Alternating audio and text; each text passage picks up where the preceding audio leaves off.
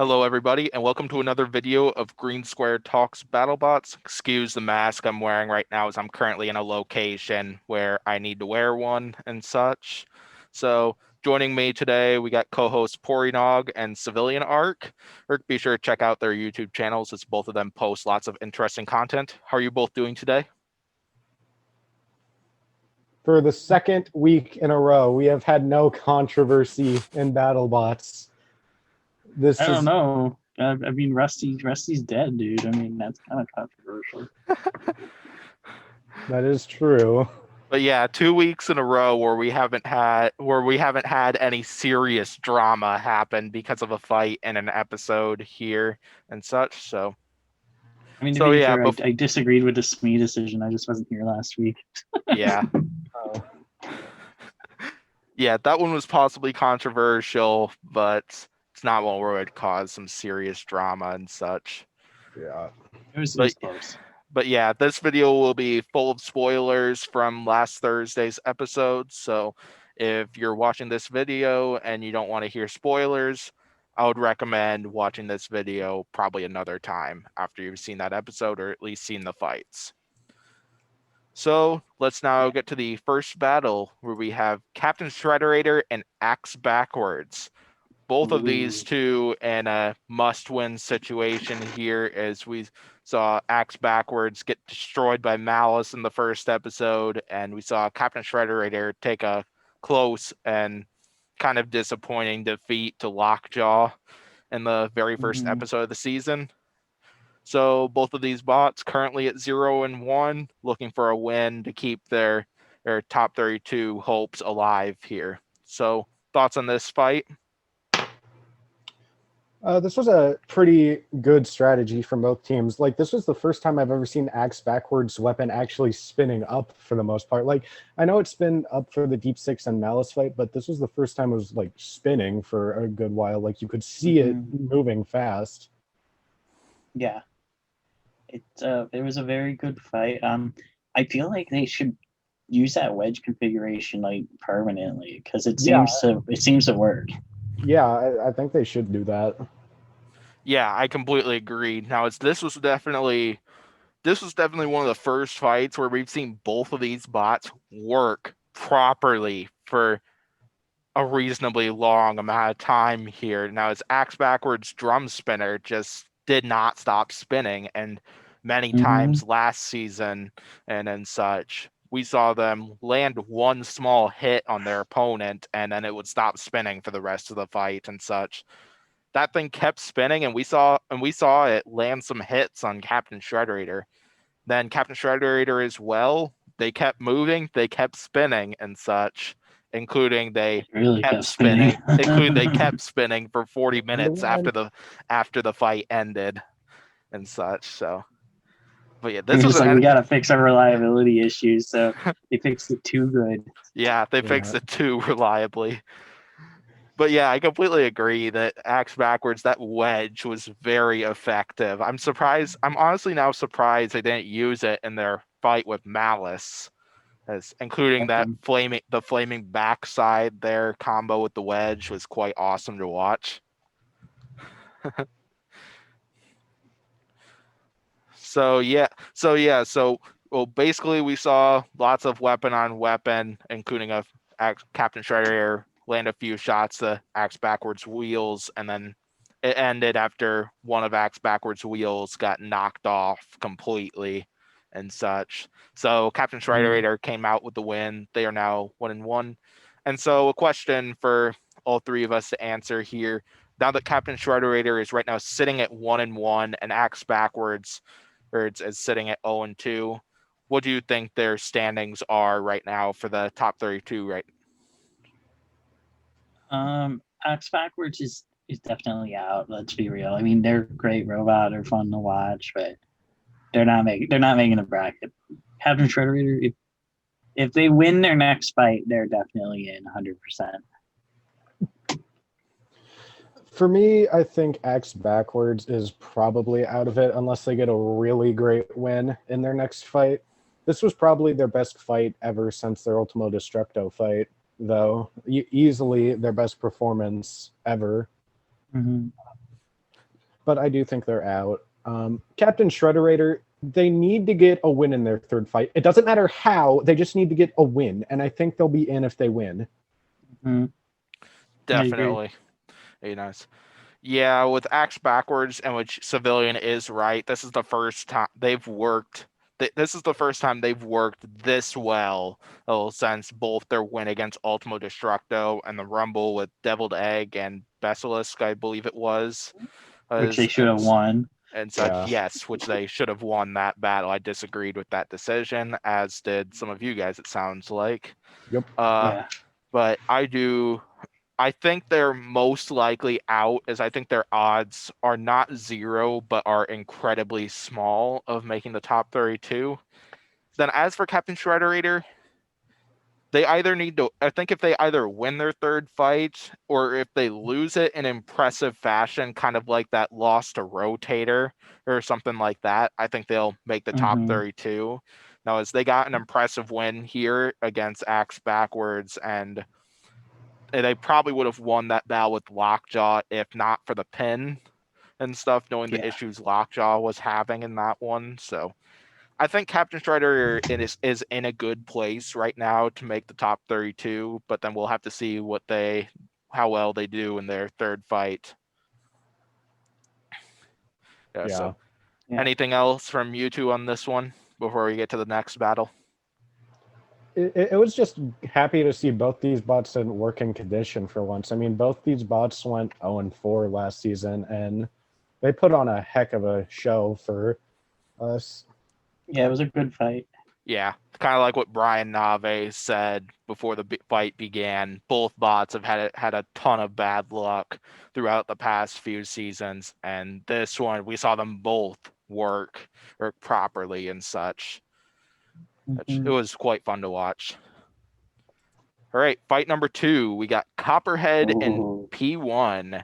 Now, as P1 currently sitting at 1-0 with an untelevised victory against Kronos, and then Copperhead, where we saw them dismantle Gigabyte in their first fight. So both bots are sitting at 1-0 and so on. So thoughts on this battle from you two? I mean, Pory, you want to go? It was one hit. It was good. Yeah. Well, two hits, I guess. 2 hits. This was pretty one-sided overall, but I still admire the P1 design. I've always loved it. It's the closest I'll get to Stinger anymore in BattleBots. So it's sad to see P1 lose, but Copperhead's looking really good this season. Yeah, I was a little disappointed as I was really hoping to get to see that front hinged flipper in action and this battle and such. And then we saw Copperhead land one big shot where it looked like P1 got shut down, but then they slowly started moving forward and then took another big hit, and that was it for P1. And I was a little disappointed we didn't really get to see much out of P1 in this battle. Well, here, but then was still a pretty good win for Copperhead, knowing they managed to land 2 big shots. That's against a bot that is quite low to the ground up front and such. So. Yeah, definitely. It's I love front hinge flippers. I love P1, but that was a very impressive victory on Copperhead's part for sure. All right. So yeah, it was a pretty good win for Copperhead here. They're now sitting at 2-0. They called out Black Dragon in their interview, mentioned that those two teams have met several times in other competitions where Zach won every time by devastating where Copperhead. He did say he won. Yeah, Copperhead's driver won, and I don't know why I said it that way, but Copperhead's driver won every time, and sounds like dominant fashion, and such, and those two, and Copperhead and Black Dragon supposedly have a main event coming up at some point, which I'm looking forward to seeing. Oh yeah, I want to see Black Dragon take it. Yeah. All right, so. Now, Copperhead is 2-0 right now with wins over Gigabyte and P1. P1 currently has a win against Kronos and a loss to Copperhead here. What do you think are their standings for the top 32?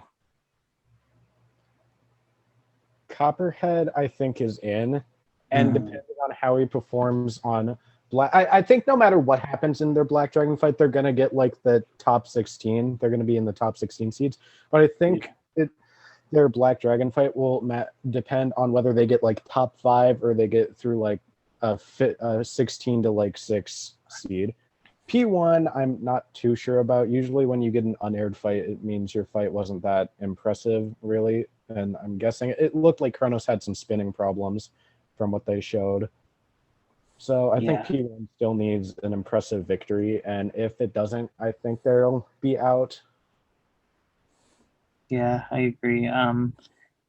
Copperhead is 100% in. I mean, it's just like you said. It just the next fight is just going to determine, does it get a top 5 seed or does it get like a seed in like the hot, like like an 8 seed or something. And as for P1, yeah, they need to win their next fight or else they aren't getting in. Yeah. So with P1, I think they need to not just win their next battle, but I think they need an impressive win as well. As of what I'm hearing, I don't think their battle with Kronos was exactly the most impressive of and such. Well, even though I haven't seen the fight, so I could very much be wrong. It could have been I've seen pictures. Yeah, we've seen pictures of the fight, meaning that P1 did get some action with that front hinge flipper and such. But yeah, like what Civilian said, it looked like Kronos was having issues, but could be wrong. We haven't seen the fight yet. I imagine we probably will at some point at the end of the season. Now, as for Copperhead, I think win or lose, I think their odds of getting in are above 90% right now, as they've gotten 2 pretty impressive wins and 2 quite dominant victories and such. And I think if they win against Black Dragon in dominant fashion, without a doubt, they're in the top 10 and in such. I'm not sure about top 5, but very much could be there. I think that if they lose this battle, they'll still be in and such, because they've had a quite impressive season so far. Or I bet they will probably be around the middle of the bracket. It's something like that. But yeah, Copperhead's definitely in a really good place to make the top 32 and even the top 16, like what they want. All right. Yeah, so I agree. Anything else, or should we get to the next battle? All right. Fight number 3, where we got Beta and Rusty. So everyone spamming F in the comments for Rusty's death. Yep. Spamming F in the group chat for Rusty's death and such. I really like the editing they did for this fight. I mean, despite Rusty, dismantling Beta piece by piece, he still made it look like Beta won. Yep. Yeah, crazy. It's clear John Reed cheated in that fight. I mean, cheated, there's no way possible. So coming into this battle, Beta had a controversial victory over Rotator in their first battle, while Rusty got a victory over Sporknock in their first battle. So the question to the selection committee is, why the heck did Rusty get paired up with Beta here? Apparently this was Beta's first fight. Rotator was actually their third fight. They just, wanted to spin the narrative. Interesting. But yeah, this was their first fight. Even then, I still think it's kind of a mismatch. I feel like Rusty should have gotten like P1 or something instead. But whatever. It is what it is.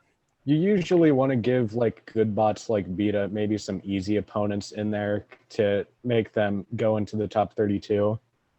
So maybe that might be their reasoning. I'm not sure, but yeah, I mean, maybe if they lost like their first fight or something, I could definitely see that. But I think for their first fight, like fighting like a rookie that was made in like a barn, like I feel like that's a bit one-sided.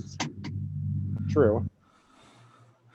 Yeah, I was pretty much on two sides with this one right now. The first side being we got to see Beta's hammer strike for the first time this season, as their fight with Rotator was controversial because they didn't fire their hammer even once, even with the hammer getting destroyed in that battle. Compared to here, where we saw two pretty nice shots, one in particular, but we saw it fire twice and land two hits. That's on Rusty, including their back got destroyed, Aiden, within that one shot. So the happy thing though is that they didn't hit the popcorn bowl. Yeah, they Yeah. can still eat the popcorn. Good. Yeah, I wonder. Think Dave would have made popcorn out of that thing if Beta did hit that thing. Think Rusty Dave would have made popcorn like immediately after the battle using that thing. Yeah. I'm glad we got to see some damage used by hammers, because we usually don't see hammers do a lot of destructive stuff. And yeah, this is like a bot made from a barn, so it's not surprising that we see this type of damage, but I'm glad we see this type of damage from hammers, because we don't usually see this. I mean, Yeah. Chomp's been starting to show some signs of damage from like its Gamma 9 fight. Yeah. And so it's nice to see that like hammer bots just like crushing their opponents down. Yes, I don't think we really saw some major hammer damage since 2016, where Chomp took out Bite Force's weapon area. Beta took out some electronics on Overhaul and did some massive denting on Tombstone's armor. And then of course we saw Chomp and Gamma 9, and then as well this fight here where we got to see hammers do some sufficient damage and such. And all that stuff is so much fun to watch. It's like, I think people sometimes underestimate hammer bots and Oh, yeah. such. Yeah. Yeah. So after Beta won this battle by knockout within a few shots here, Beta is sitting at 2-0. Rusty is sitting at 1-1. So what are your opinions on their standings coming into the top 32? I mean, I think Beta's in. I mean, say what you want about the decision. John Reed did some amazing driving in that fight, regardless of what he did with the hammer. So I think they're in. But as for Rusty, I don't think that they are in yet. I think they might put him as the 32 seed just for like the memes, but other than that, I don't think they would be in. Yeah, I think that I think if anyone goes 2-0, they're probably in, and then the third fight like kind of determines where they stand, like the quality of their fights. As for Rusty, if they win their next fight, yeah, they'll get in. But as it stands right now, no, they're not getting in. Yeah, so as for Beta, I think their chances, like Copperhead, are incredibly high of getting in. They're definitely in a terrific place. Even though that win against Rotator was controversial and such, like it was still an incredibly impressive showing from Beta, just showing off that they're well armored and incredibly durable and such. And in this battle, they showed off the power of that hammer and even their push power as well. And right now I think it's unknown who their third fight is in the regular season. And I don't know if either of you two know anything Beta about or Rusty? Beta. I have a theory, but I don't think I'm right. I have a theory too. Let's hear yours. I think it might be Hydra, but I think I'm wrong. That's sort of my theory. My theory is between Bloodsport, Uppercut, Beta, and Hydra. Those four, there's two fights between those four, but I don't know what order it's in. So then Rusty, on the other hand, I think they probably need this third fight, need to win this battle if they're to get into the top 32. As I was not very impressed with their victory against Forknock here. Unfortunately, though, their third battle is not much better than this one, as it happens to be Sawblaze. And And my prediction is that Rusty's gonna get destroyed. And Popcorn's also such. gonna Of get course, though, could destroyed. be wrong and such. Like, feel free to throw a bunch of trash talk in the comments towards me because of that, but it's just my opinion. Like, I feel bad for Rusty that Rusty, one of the best looking designs in Battlebots, got beat up for this battle, and then it's gonna get Sawblaze for this. Going to get Sawblaze for their next fight, and even going to get Kraken in the bounties. That could be a somewhat close fight between Kraken, though. I mean, I can still see Kraken winning, but like that would be a Rusty could pull off an upset there. Yeah. Definitely. Yeah, you never know what could happen, and then such. Which it'll be fun to watch. So yeah, anything else from you guys on this one, or should we get to the next one? Hashtag justice for Rusty. Hey, Yeah. yep. This this competition was rigged. Yep. All right, next battle. Hypershock and Mammoth. So coming into this battle, we got Hypershock, who had a main event loss to Gruff in their first battle. And then we got Mammoth, who is 1-0 right now with an incredibly entertaining victory over Huge. And so these two were paired up with each other, and Mammoth kind of proved that they were pretty well designed for Huge, but in my opinion, I don't think they were the best designed for Hypershock as well, as Hypershock got to some of those front forks, I believe, and such, and ripped them off completely at the beginning of that battle, then eventually flipped them over and dismantled the lifter, and then, yeah, I'll get to the end later. So, thoughts on this battle? This was like the most destructive Hypershock win ever. Yeah. Like, I mean, we've seen some power in that spinner, like against Monsoon and Valkyrie, but like that was just a murder fest. Yep. Yeah. You took the words out of my mouth. Yeah. Yeah, I don't know which was more destructive between the Rake taking out Warrior Clan's drone or that. So, yeah, Mammoth ended up getting flipped over along with their lifter getting destroyed.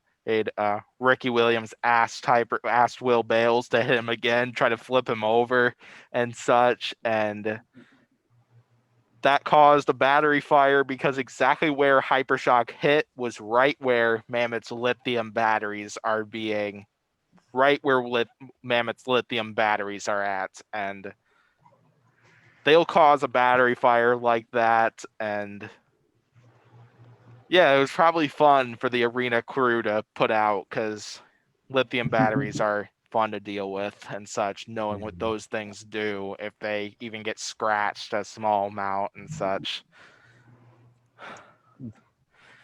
Yeah. So basically now that both bots are now 1-1 right now, what are their standings for the top 32 in you guys' opinion? I think both bots need a win, but I think Hypershock needs one more than Mammoth, in my opinion, because Yeah. I think Mammoth got a bit more of a challenge in its win against Huge than Hypershock got it against Mammoth.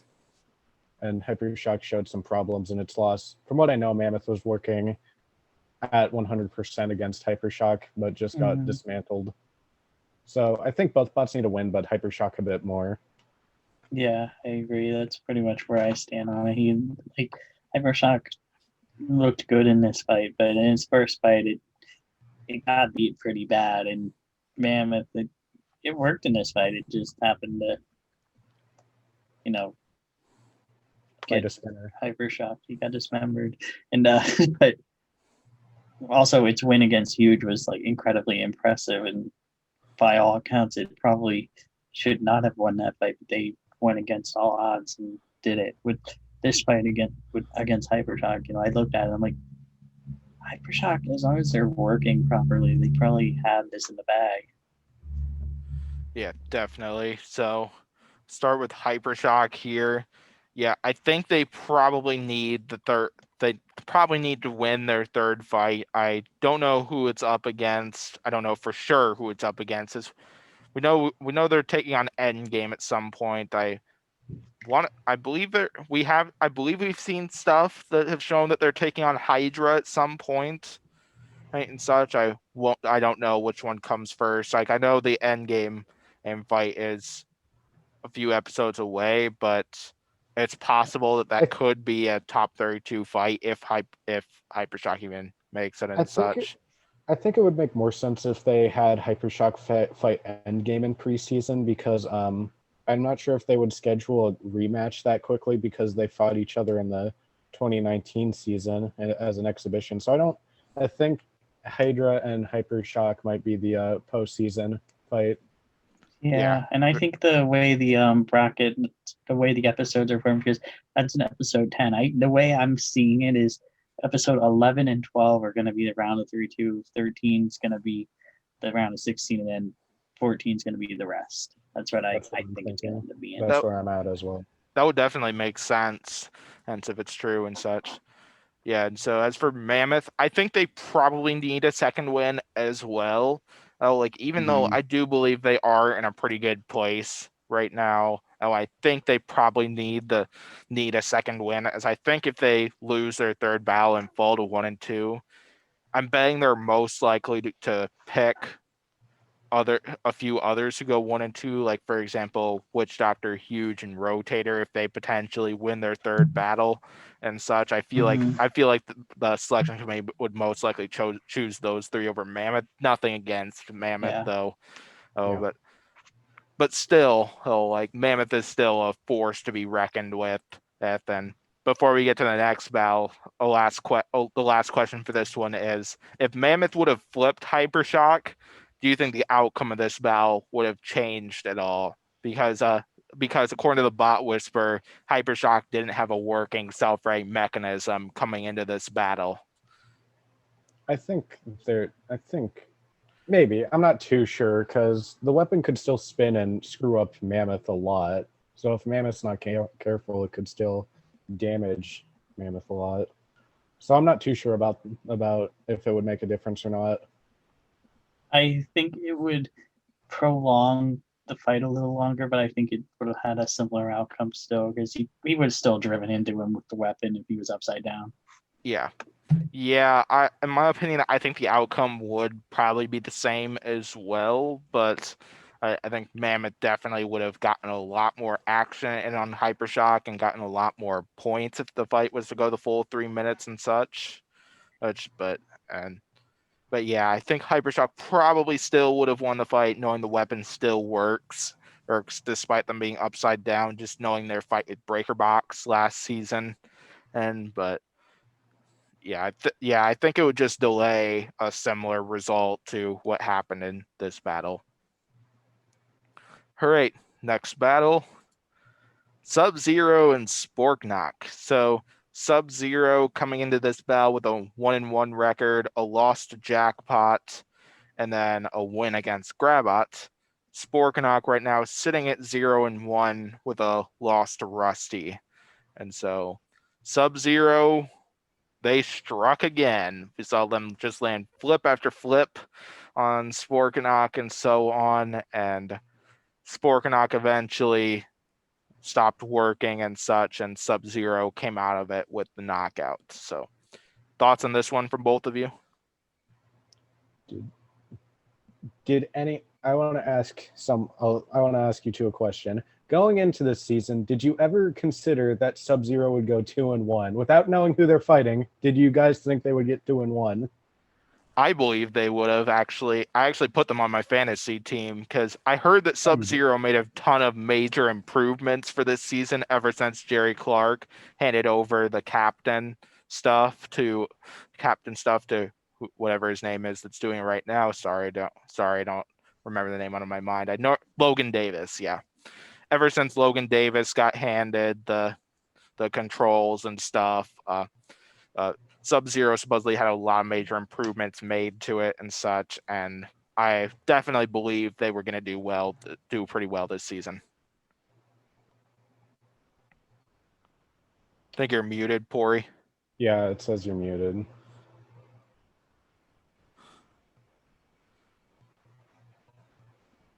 I can't hear you right now. God damn. Oh, there we Technology go. hates me. Hi.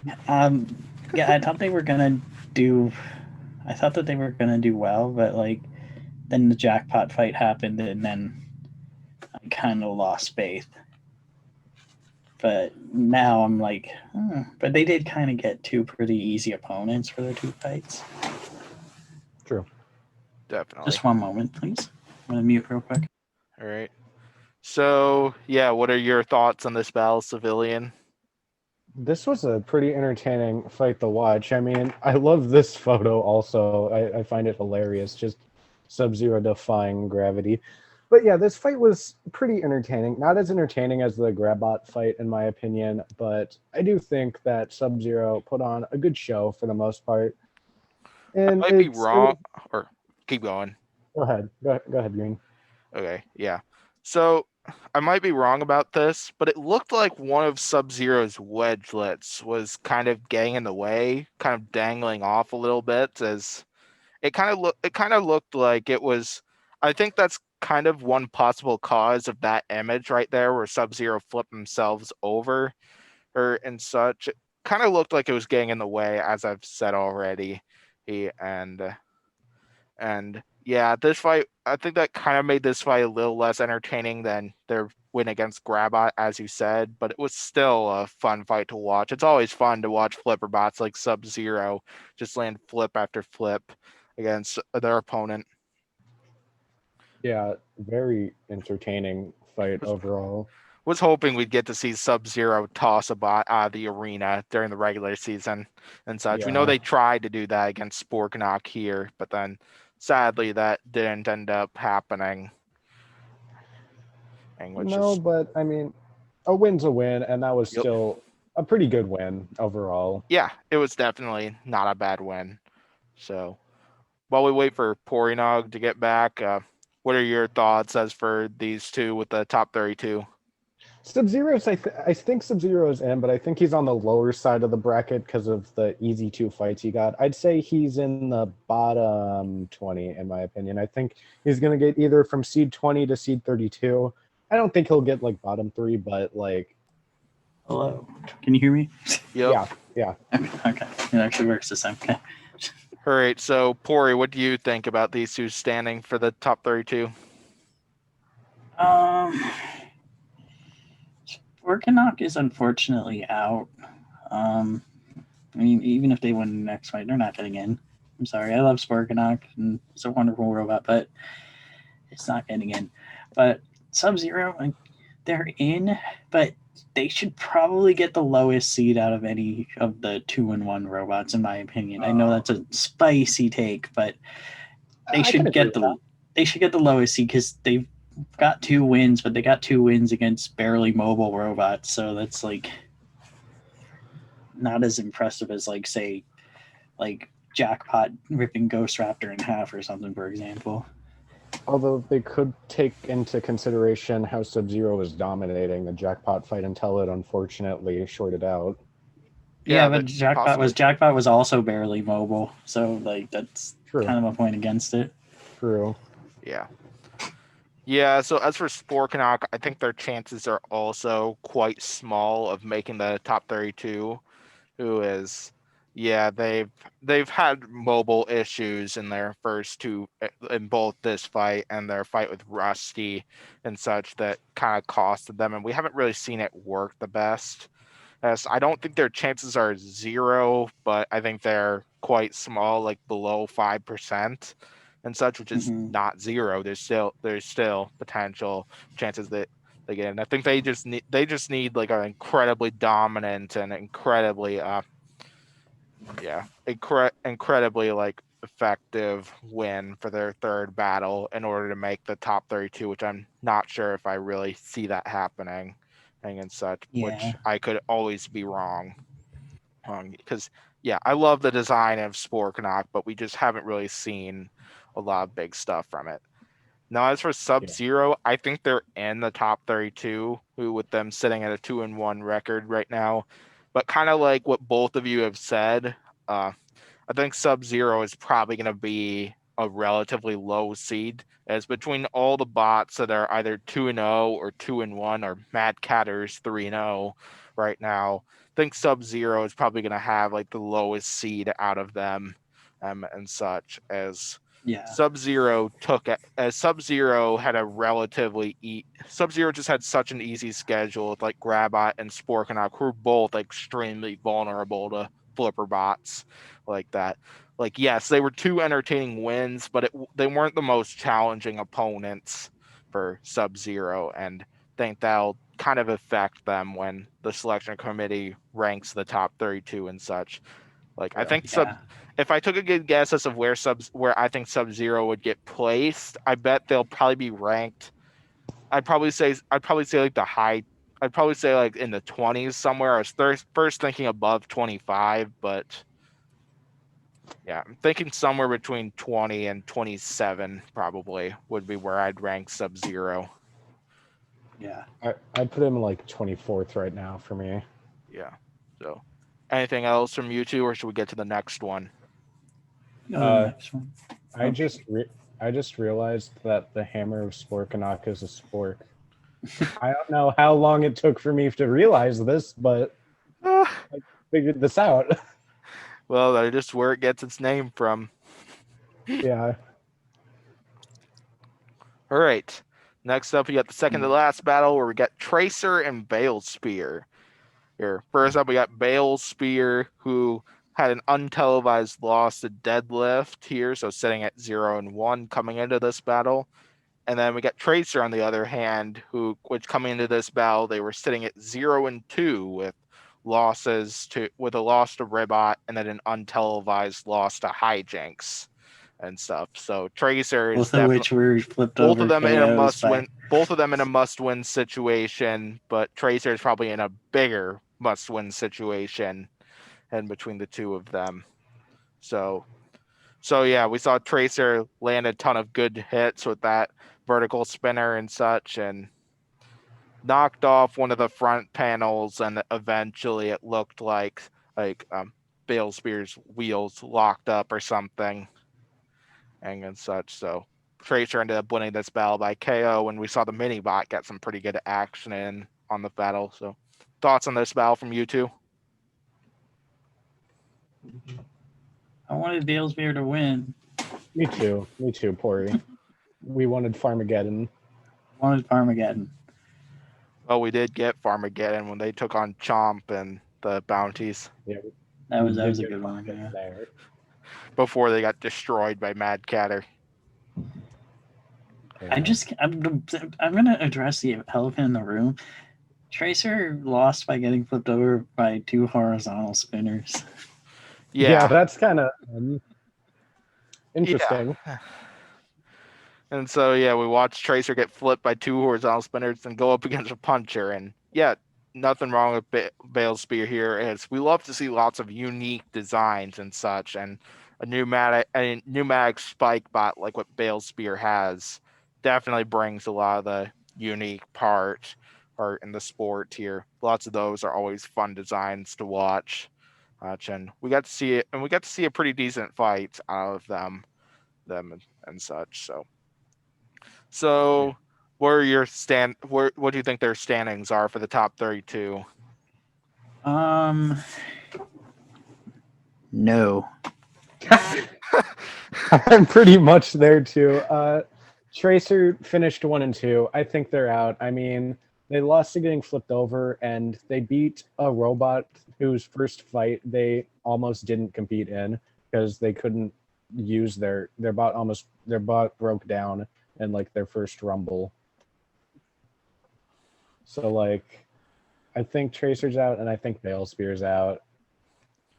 Yeah, so, I think Bale Spear and Tracer, both of them are probably on the low end. Now it's Tracer, they're sitting at 1-2 right now, but I think the selection committee is more likely to pick a different competitor over them.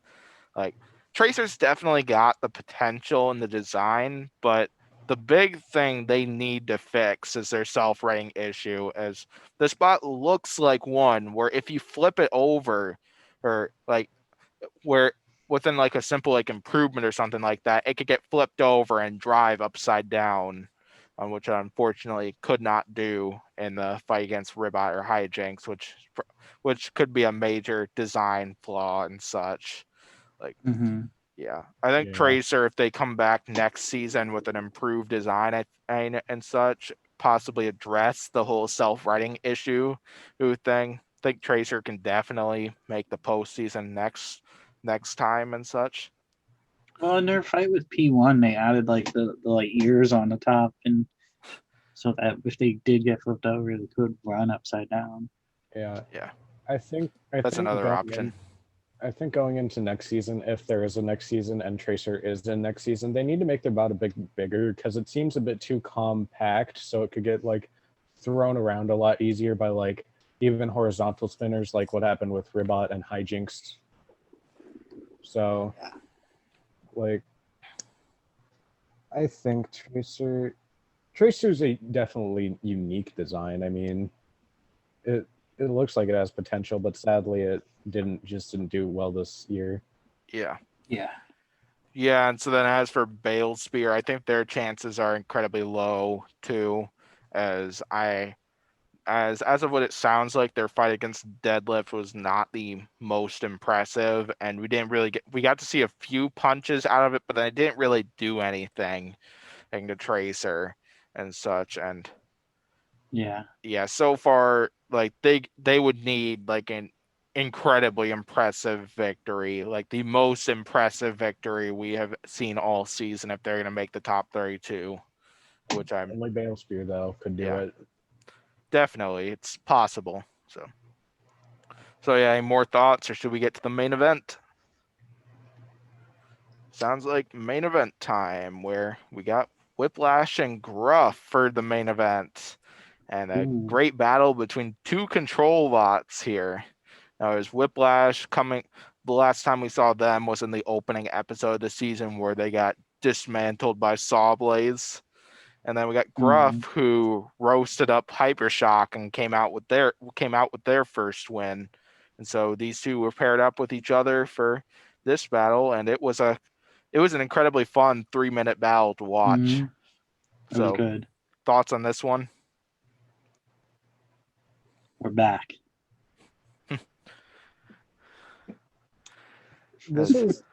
This was a pretty entertaining driving battle. I mean, Matt Vasquez, he always knows how to put on a show for Battlebots, and this fight was no different from any other Matt Vasquez fight.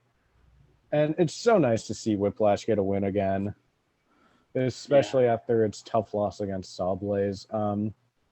Tough draw for Gruff, but I mean, they're still 1-1, so I mean, they still have a shot.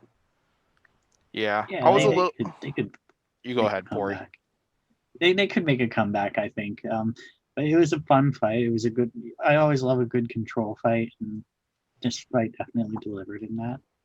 Yeah, definitely. So, yeah. So, this was pretty much an all-out driving match, and yeah, according to Gruff's captain and stuff, and he admitted it during his post-fight interview, he just got out-driven by Matt Vasquez for like 95% of the fight, as Gruff did have one small moment in the middle, but then Whiplash managed to get out of it and continue what they were able to do and such. And so, one thing I bet a lot of people are not going to take into consideration, though, is I think Whiplash we haven't seen Whiplash do a lot of damage with that vertical spinner. We did get to see it do some in this battles. I think their vertical spinner is what took out Gruff's fuel tank and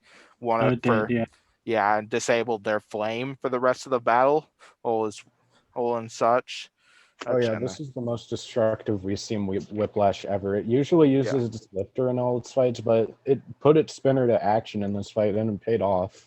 Yeah, definitely. And I was honestly a little nervous about Gruff. Of course, never wanted to underestimate it, thinking it's still very possible Gruff could take out Whiplash here.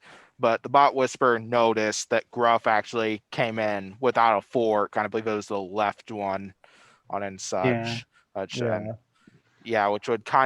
could affect could affect their ground game a little bit for this battle. And even with that, they were still getting outdriven, as I think Whiplash's front was lower than those forks. Because even when they were going head on, Whiplash seemed to still be controlling it, and so on. So, but yeah, we got to see a lot of great action from both Whiplash's lifter and spinner. As yeah, like what you guys have said, we've mostly seen the lifter out of Whiplash throughout these past few seasons, and we got to see a little bit of each in this one, which is always fun to watch. So yeah, we saw smoke pouring out from both of those bots, especially during the last minute of the fight. Whiplash hasn't confirmed exactly what it is, as of what I've heard, but they know it's either a loose belt, a loose weapon belt, or a weapon motor, or something like that. Because it always happened whenever they were spinning up the weapon, being it's something in the weapon area.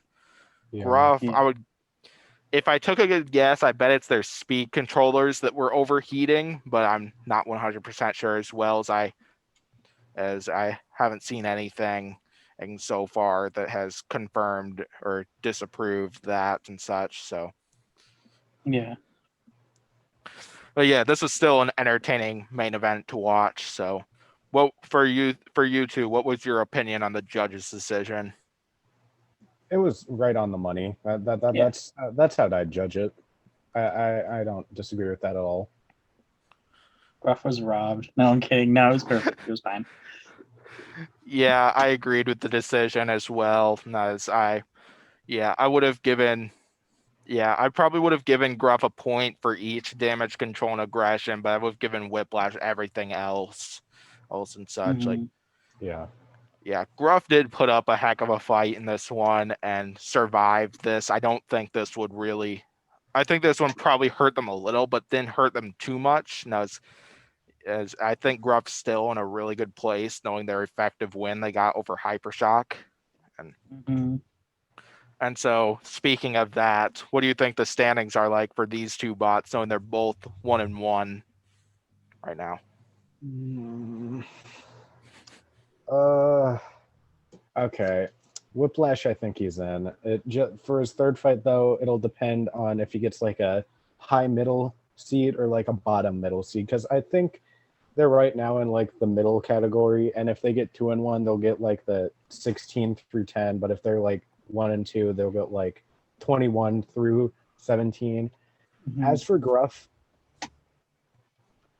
I think they're on the bubble right now. Yeah. In my opinion, their Hypershock win wasn't impressive because Hypershock kind of just shorted out in this fight. And Whiplash just dominated them. So whoever they fight for third, if it's Extinguisher, because I think me and Green talked about that a little bit in our segment between Extinguisher and that they might be fighting. So if they will be fighting and they pull up a dominant performance, they will make it. But if Extinguisher is able to beat them, they're out of it. That's what I think too. Yeah, I think Whiplash is probably in. I do think they should need another win to get like a decent seed. Yeah, they got a tough third fight as well. Yeah. Yeah, Valkyrie, right? Yep. Yeah, that's gonna be a hard one to do. I think they could do it, but they probably could. Yeah. But Gruff needs to beat Extinguisher, or they aren't getting in my opinion. Yeah. So with Gruff, if it's Extinguisher or if it ends up being somebody else, I think they need to win that third battle in order to get in and such. Like they did have a pretty dominant victory over Hypershock despite Hypershock's reliability issues getting to it. Or loose belt issues, as what I should just say, instead getting to it. Like Gruff did show off their durability and some of their lifting power and such. But yeah, after getting dominated like this and such, even though they were able to hang in there for the entire 3 minutes, it's like I think they do need the third win. But they'll still be highly considered, or even if they don't win their third battle, knowing these first two fights. So then as for Whiplash, yeah, we know they're taking on Valkyrie for their third fight. That'll be a very tough opponent for them. Like Yeah. I think if Whiplash wins that battle, they're without a doubt in, and they'll have a good seed. If they don't win that battle, like if I take a good straight up guess right here, I bet that fight's gonna go the full 3 minutes, as those Probably. are two incredibly durable machines going right at it for each other. Like if Whiplash doesn't win that battle, I think even if they sit at 1 and 2, I think they'll be highly considered, knowing that it was Sawblades that went up against first and managed to do a little bit of action in that one.